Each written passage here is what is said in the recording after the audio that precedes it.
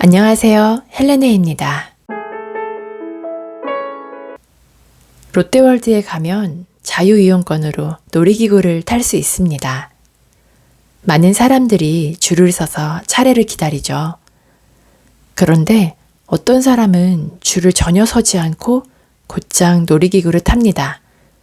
바로 매직패스라는 티켓을 별도로 구매하면 가능합니다. 아들과 놀이기구를 타기 위해 줄을 서서 기다리고 있던 한 사람이 있습니다. 그는 자신의 친구가 매직패스를 이용하는 장면을 보게 됩니다. 둘은 고등학교를 졸업하고 몇십 년 만에 다시 만난 사이입니다. 친구에게 어떻게 왔냐고 물어보니 걸어서 왔다고 했습니다. 어디서 살고 있냐고 하니 친구는 저 위에 산다고 대답했죠. 알고 보니 친구는 롯데 시그니엘에 거주하는 부자였습니다. 자신보다 공부도 못했고 집안 사정도 좋지 않았던 친구가 어떻게 부자가 될 수 있었던 걸까요? 친구와 이런저런 이야기를 나누다가 자신의 아들 그리고 친구의 아들과 함께 부자 친구에게 수업을 듣기로 합니다. 실패를 하고 나서야 깨달았지. 모르는 것을 어떻게든 해내는 것이 중요한 것이 아니야. 아는 것만 잘해도 충분하다는 것을 말이야. 투자와 사업을 하면서 가장 두려웠던 것은 나태해지는 것과 자만해지는 것, 이 두 가지였어. 그럴 때마다 어떻게 극복했어요?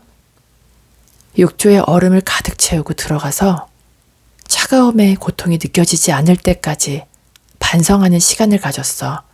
아저씨는 사업으로도 투자로도 큰 부를 이루셨는데요. 행복하신가요? 많은 사람들이 착각하는 게 하나 있어. 바로 행복을 목표로 생각한다는 사실이야. 행복은 목표가 아니야. 쭉 같이 가는 거지.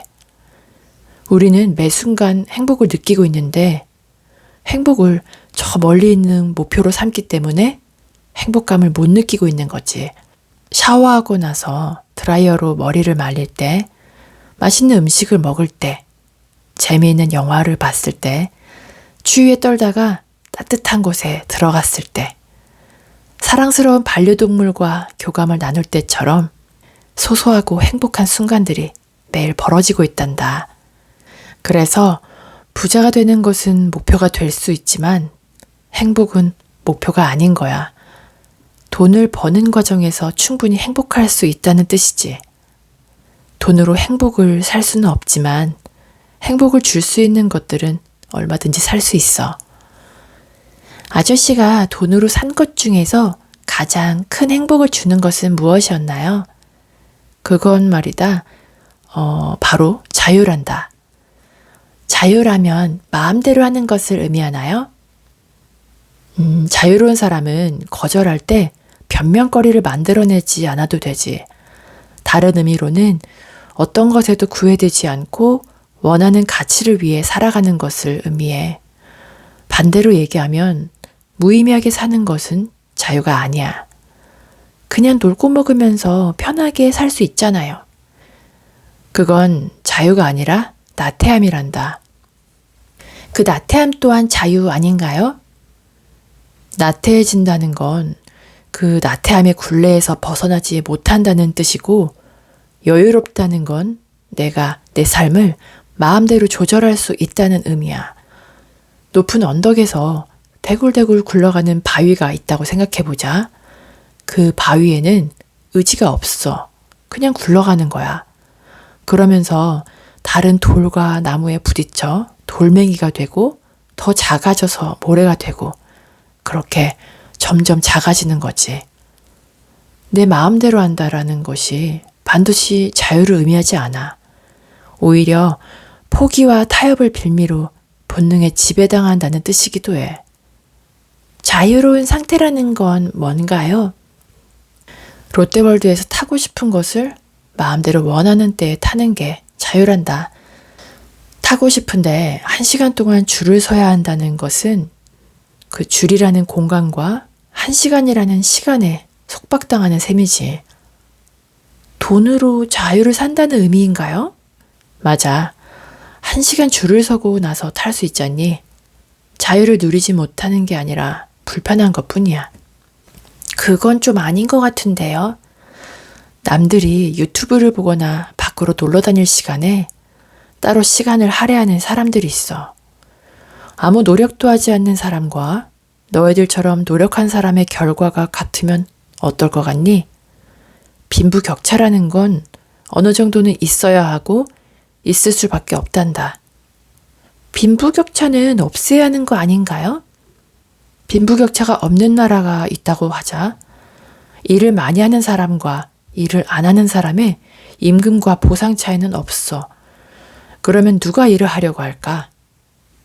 건설 현장도, 마트도, 택배도, 학교도 학원도 어느 것도 제대로 돌아가는 게 없을 거야. 아무도 집을 짓지 않을 거고 아무도 자동차를 만들지 않을 거고 그나마 아주 조금씩 만들어진 집이 있다면 그 집은 재벌들이나 살 수 있는 엄청난 가격에 거래되겠지. 그것이야말로 진짜 빈부격차가 아닐까 싶은데 아이러니하지만 적절한 수준의 빈부의 차이라는 것이 존재해야만 더 극심한 빈부격차를 막을 수 있단다. 진짜 소중한 것들은 바로 눈앞에 보이지 않기 마련이야. 너희들이 세월이 지나면서 경험과 지식이 쌓이고 정신적으로 성숙해지면 바로 그때 보이는 것들이 있어.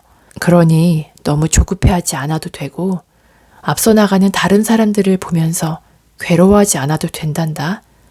부의 대물림은 어떻게 생각하세요? 모든 부모는 자식에게 물려주고 싶어 하지. 그렇게 볼 때 세상은 단 한 번도 공평한 적이 없단다.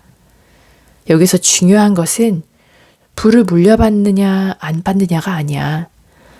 가난한 사고방식을 물려받느냐 안 받느냐가 더 중요하단다. 여기서 가난한 사고방식을 갖고 있는 부자들도 꽤 많아. 남을 짓밟고 올라가서 부를 쟁취한 사람들은 훗날 자기보다 더 뛰어난 사람들에게 짓밟히게 돼 있어. 부모, 조부모로부터 불려받은 돈을 마치 자신의 업적인 것처럼 허세를 부리고 쉽게 돈을 흘려보내는 사람들도 많단다. 그들은 절대로 오래가지 못해. 사람은 얼굴, 키, 지능, 머릿수까지 모든 게 불공평하게 태어나. 그렇기에 우리는 인정해야만 해. 받아들여야만 해. 이 사실을, 이 현실을 말이다. 현실을 인정하지 않는다면 세상을 혐오하게 되고 부모를 혐오하게 되고 결국 자신을 혐오하게 된단다. 동시에 부의 대물림을 혐오하면서 부자들을 미워하게 되고 돈은 나쁜 것이라고 생각하면서 자신은 그런 나쁜 짓을 가진 혐오스러운 사람이 되지 않겠다고 다짐하지. 그러나 마음속으로는 누구보다 돈을 갈구하는 아이러니한 상황이 벌어지게 된단다. 현실에 안주하지 않고 재정적 여유를 위해 지속적으로 도전하는 모습, 돈과 직업에 대해 스스럼 없이 나누는 대화 시간, 비록 현재 소득이 적더라도 비관하거나 좌절하지 않는 단단한 마음가짐 같은 것들을 줄 수 있지. 이런 것들이야말로 부자의 큰 그릇을 가진 사람으로 커갈 수 있는 소중한 자산을 물려주는 거야. 나는 정직하게 자산가가 되는 과정이야말로 드넓게 펼쳐지는 원대한 순례의 길이라는 것을 알게 됐어. 한국판 부자 아빠 가난한 아빠라는 말을 듣는 이 책은 서울 자가의 대기업 다니는 김부장 이야기 시리즈의 송희구 저자가 펴낸 신작 나의 돈 많은 고등학교 친구입니다. 전작과 비슷하게 돈과 인생, 부와 행복에 대해 소설 형식으로 이야기를 들려주는데요. 가독성이 좋아 금방 읽을 수 있으니 더 자세한 내용을 알고 싶으시다면 직접 읽어보시기를 추천드립니다. 오늘도 끝까지 영상 들어주셔서 감사드리고요. 구독과 좋아요, 댓글, 알람 설정 꼭 기억해 주세요.